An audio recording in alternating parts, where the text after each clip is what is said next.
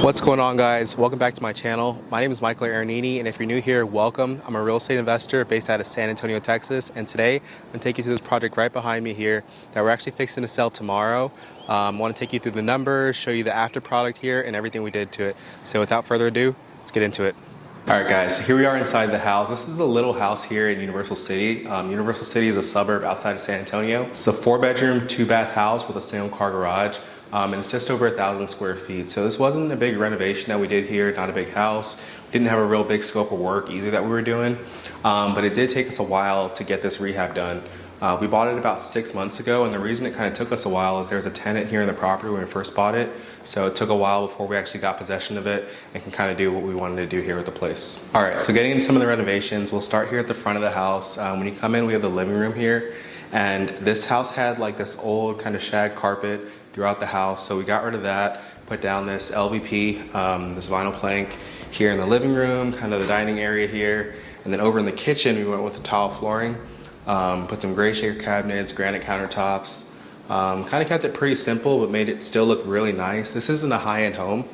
This house we actually have under contract to sell it for $210,000. So it's not something where we had to go like super all out with our renovations or with the budget that we had there.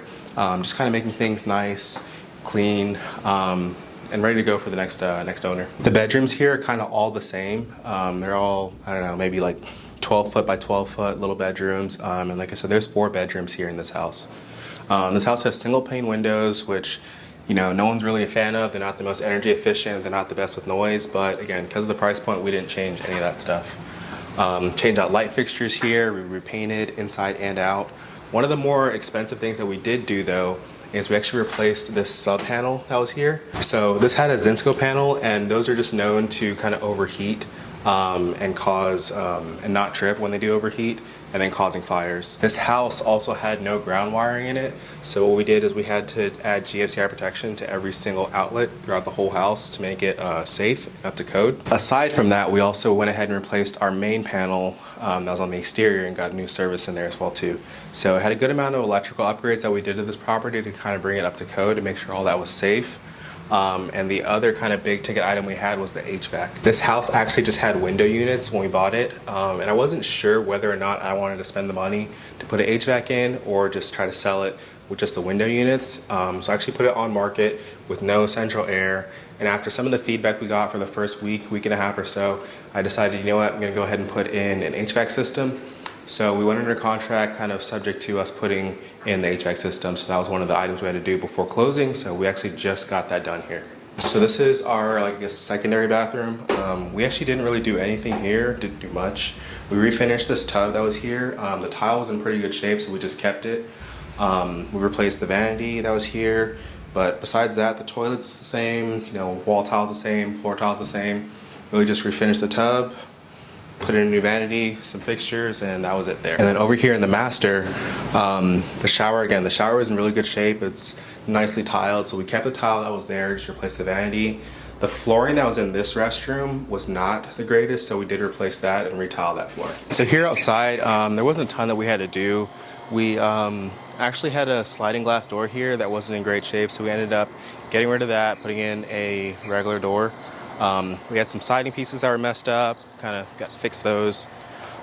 We repainted the exterior, and then like I was saying, we also replaced that service and the main panel here in the house, and we added central air, so those there are new. All right, so let's get into some of the numbers on this deal. So we ended up buying this property for $110,000. We spent right around 35 grand getting everything fixed up in this house. And it was a little bit more than we initially planned to, and that was just because we ended up doing some of the extra stuff with the electrical and the HVAC. So we actually purchased the property with a private money lender, which are just regular folks that I know or I worked with before, who have money, whether it's personally or money they have in a retirement account or something, that they actually lend for us to buy these projects and do these renovations. So bought it with a private money lender. And now we are actually set to close tomorrow on this one for $210,000. So after everything's all said and done, we're making about 30 grand after all the closing costs, fees, paying off the lenders, etc. So that's kind of how this one worked out. Not a home run deal by any means, but this is kind of a base hit and kind of keeps things moving. So I hope you guys enjoyed this video. If you could do me a favor, give this video a like and subscribe to the channel, and I'll catch you on the next one. Peace.